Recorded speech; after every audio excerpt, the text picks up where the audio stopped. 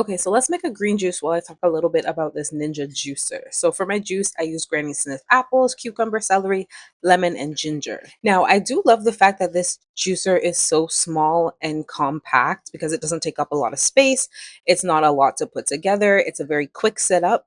However, because it is compact, if you see in the beginning, I had to like cut my fruits and veggies. So that does take a bit of time. So it's not a big deal or anything, but that is something to consider is there is a bit more prep work when it comes to the juicer because you have to cut things up to be able to fit into that small kind of cylinder chute. Now, in terms of performance, I find this juicer to be really good. Honestly, I've done carrots, I've done beets, cucumbers, obviously, apples, things that are tend to be a little bit harder. The hardest I've done is like beets, and I didn't find any issue with it at all. Like, I remember when I first opened the juicer, I was kind of looking at it like, how is this supposed to juice anything? But Ninja did their thing with creating this juicer. Now, again, the only thing is that because it is a bit smaller, it is going to be a little bit more tedious. And I do find sometimes things can kind of get stuck or like backed up in the system. I don't know what you would call it, but like the actual part that's like juicing the fruits and vegetables. But obviously, Ninja already thought about that because they do actually have a reverse button on the machine. So once stuff starts to get backed up and you find like the flow isn't really going so much, you can just put it in reverse and it kind of like spins everything backwards. Obviously, that's what reverse means. But then it gets everything out in order to like go back through to be juiced properly.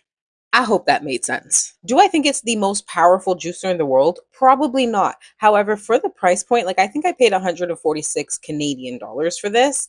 That is amazing. I think what you're getting for the price is absolutely phenomenal. Like I've had a juicer in the past and like my family ended up returning it because like it was just a lot of work. The cleanup was horrible. It didn't extract juice as much as I find, especially this one. Like it being a cold press, when I look at the pulp, when you have a juicer and you see the pulp, sometimes there's still juice. Like you're like, I could wring this out some more. With this one, I feel like, no, I'm good. Like it's gotten everything that I needed to get out. The one maybe negative I would have to this is it does sometimes make kind of like a weird sound. Kind of seems like maybe it's struggling to get the fruits or veggies through. And then sometimes it also has like its own version of like a Jeep shake and it will kind of like rattle as it's pushing the stuff through. But other than that, I mean, I've been really liking this juicer. It is generally quiet. I mean, obviously it's juicing stuff. It's not going to be silent, but this is what it sounds like.